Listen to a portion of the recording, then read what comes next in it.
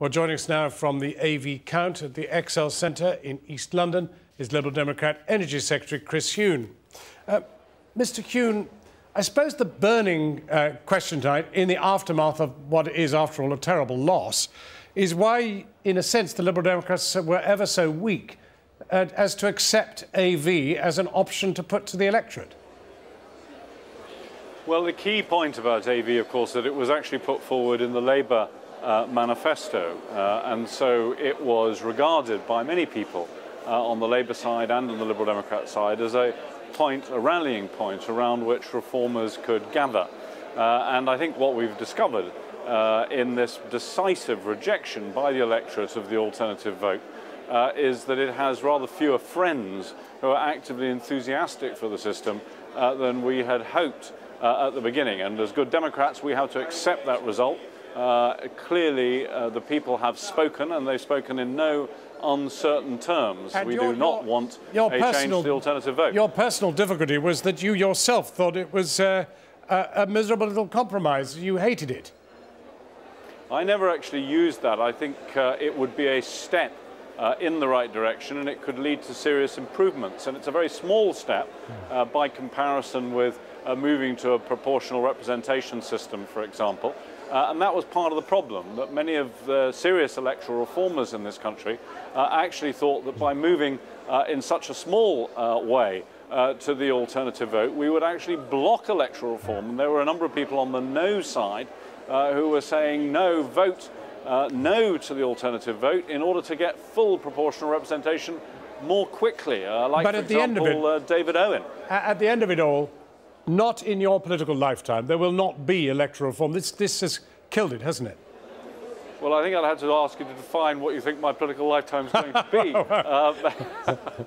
But it could maybe be, you know more than I do. It could be short after some of the things you've said in the last few days. Look, who knows? I'll tell you one thing for sure, though, and that is that the underlying problems which electoral reform is designed to resolve, the increasingly pluralistic nature of British society, are very demonstrably on display today in what's happened in Scotland with the overall majority for the Scottish Nationalist Party.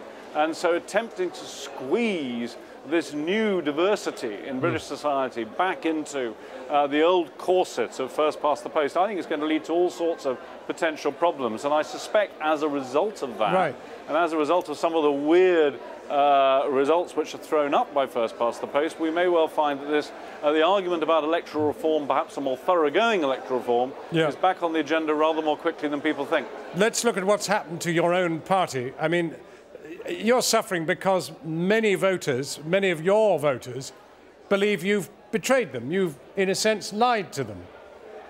I'm sorry, you just broke up there. You said many of our voters think what? Think you betrayed them, that you lied to them, in fact. There's absolutely no question that we obviously went into the election in good faith. The key 4 promises which we put on the front of the manifesto, in fact, are all in the coalition agreement, and we're delivering on those. And as a result, I'm afraid I'm getting terrible interference on this line. So I'm not quite sure whether you're able to hear me. But I can hear you, don't worry, you're fine, clear as a bell. So we were delivering on these commitments, and we are delivering on these commitments. They're part of the coalition agreement. We're determined to honour our part of that coalition agreement, as we expect, obviously, the Conservatives to do. And we came together to deal with the frankly atrocious legacy that we inherited from the last Labour government of spending 113 pence for every pound we had coming in, and that is inevitably going to make us more unpopular. I mean, I used to be in the city and travel around the world looking at other countries that were trying to put problems like this right, and I never came across any government having to take these sort of tough decisions without becoming more unpopular in the process. Very briefly, do you have confidence in Nick Clegg as your leader? Do you have confidence Absolutely. Fine. Do you have confidence in George Osborne as Chancellor of the coalition? Do you have confidence in the Prime Minister? Well, how many questions are you going to ask me? One at a time. You haven't allowed me to get any answers in there at all. You've given me so please, can we take those one at a time? And perhaps you give me a list, and then I can do multiple choice, because otherwise it's going to be rather difficult to give you any straight answers there, John.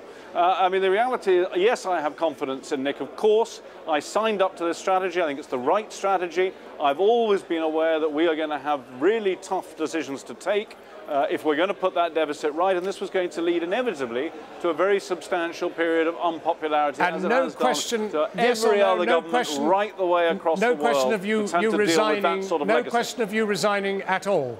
Absolutely not. Right. I'm a team We must player. leave it I want there. to deliver what's in the what is in the coalition agreement, and I expect that the Conservatives will deliver on their part of the coalition agreement, just as we will deliver on Chris our Huhne. part. That's what we came together to do in the national interest. Thanks very much for joining us.